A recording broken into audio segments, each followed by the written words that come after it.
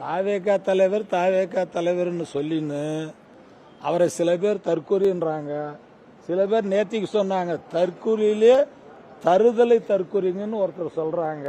நீங்க எப்படி பாக்குறீங்க? முதல்ல ஒருத்தர் இறந்துட்டாங்கன்னா அந்த வீட்டுக்கு ஒரு நாளோ 2 நாளோ கூட சில நேரத்தில் சென்று நம்ம பார்க்கறது, துக்கம் விசாரிக்கிறது, அவங்களுக்கு ஆறுதல் சொல்றது, உதவி செய்கிறது ஒவ்வொருத்தருடைய செயல்பாடா இருக்கிறது.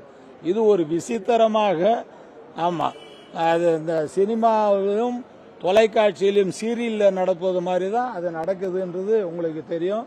அதை விட வேதனையான ஒரு செய்தி, தன்னுடைய கணவரை இழந்த பெண், அவர் ஊரிலே இருக்கிறார், அவர் சார்பாக உறவினரை அழைத்து கொண்டு போய் அங்கே அடையாளம் காட்டி ஆள் மாறாட்டம் செய்து அவருக்கு ஆறுதல் சொன்னார்கள் என்ற செய்தி வரும்போது கணவனை இழந்த அந்த பெண்மணி வருத்தத்தோடு, நான் ஏற்கனவே கணவனை இழந்திருக்கிறேன், இது ஒரு பொய்யான செய்தியை அங்கே சொல்லும்போது இன்னும் என்னுடைய மன உளைச்சலுக்கு ஆளாகி இருக்கிறேன் என்று சொல்லும்போது, இதற்கு நீங்கள் தான், ஊடகங்கள் தான் இன்றைக்கு அவர் வருகிறார், படுத்துக்கொண்டே இருக்கிறார், பதுங்கிக் கொண்டே இருக்கிறார், ஆமா என்று சொல்லுகிற செய்திகளோடு, அதை விட வேடிக்கை என்னன்னு சொன்னா, தீபாவளி ஆயுத பூசை அவர் சிறப்பாக கொண்டாடுறார்.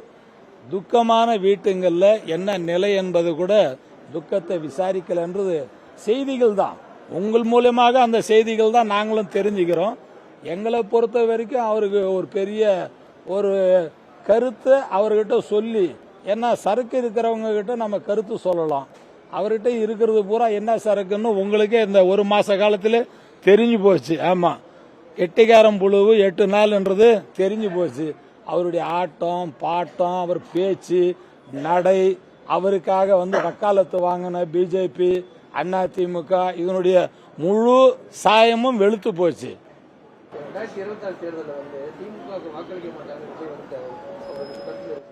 விஜயும் வாக்களிக்க மாட்டான்னு சொல்றாரு. அவங்க அப்பாவை கேளுங்க, அவங்க சம்சாரத்தை கேளுங்க, அவங்க பிள்ளைய கேளுங்க, அவங்க எல்லாம் வாக்களிக்கிற மாதிரி அவங்க வெளிநாட்டில் இருக்கிறாங்க. வாக்காளர்கள்லாம் அவங்க குடும்பத்தை சேர்ந்த வாக்காளர்கள்லாம் வெளிநாட்டில் இருக்கிறாங்க.